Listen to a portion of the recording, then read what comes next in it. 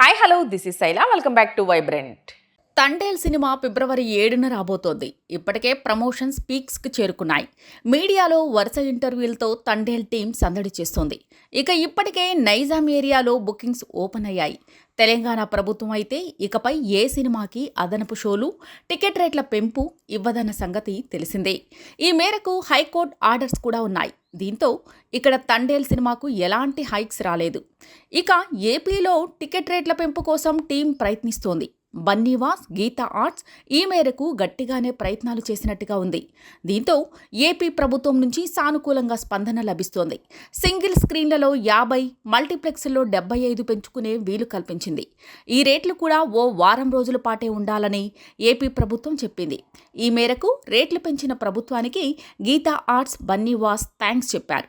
ఇక ఈ టికెట్ రేట్ల పెంపు మీద సోషల్ మీడియాలో భిన్న వాదనలు వినిపిస్తున్నాయి. తండేల్ సినిమాకి టికెట్ రేట్లు పెంచాల్సిన అవసరం ఏమొచ్చింది? అదేమైనా 100 కోట్ల బడ్జెట్ పెట్టి తీసిందా?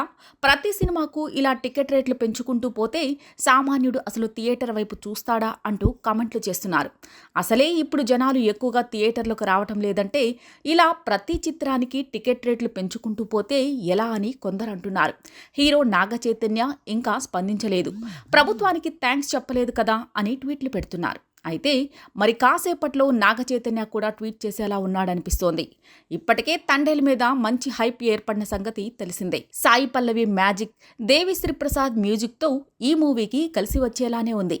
ఈ మూవీతో నాగ చైతన్యకు 100 కోట్ల బొమ్మ పడేలానే ఉందని అంతా అనుకుంటున్నారు.